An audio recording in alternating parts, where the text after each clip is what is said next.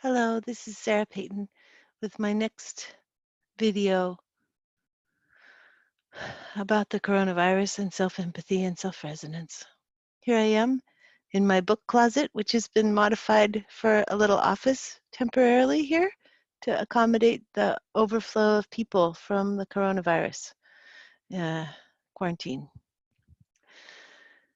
Today, what we'll do is a little self-empathy for finding out that somebody who you love, who thinks they might have the virus, is planning to go out and go shopping.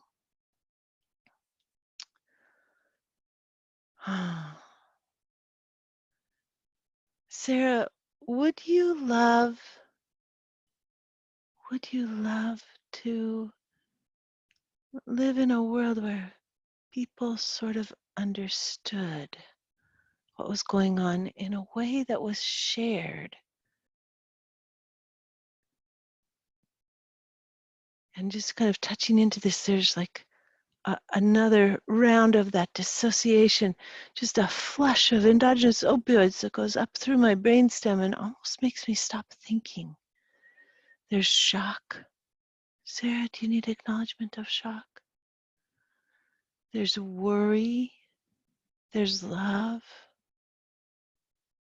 There's tenderness. There's acknowledgement of our humanness and the ways that we get stuck. An acknowledgement of the ways that we can find it really hard to ask for somebody else to do things for us. Plus, when we have other people shop for us, often they get the wrong things, even though like they're somebody who's really close to us and so on. And is shopping one of the great and only pleasures left to us? Do you totally understand why somebody would want to go out, even though they're worried that they're sick? And then just kind of folding back into understanding and acknowledging the helplessness. Oh, Sarah. Oh, my darling. Are you so worried about our little world and our little people in the world? And do you just want to protect every one of them that you love so much, especially if they're in the dangerous or vulnerable age categories? Does your love and helplessness combined together create this dissociative shock in your whole body?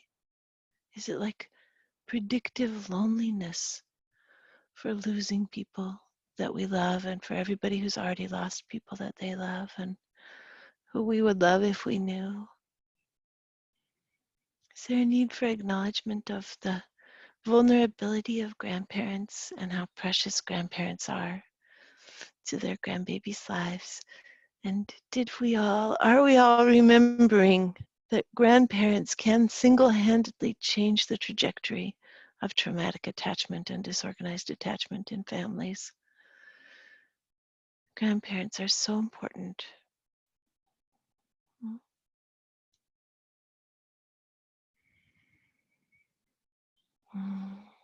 And do you want the medical establishment to be able to move at lightning speed and create a vaccine right away instead of it taking 12 to 18 months? And I'm suspecting that, just as in the very first video, there's a mourning about the loss of grandparents, a mourning about the loss of every person that we lose to this particular phenomenon. And as I touch into that mourning, almost like it's a root of a tree going down into my body, my head starts to clear.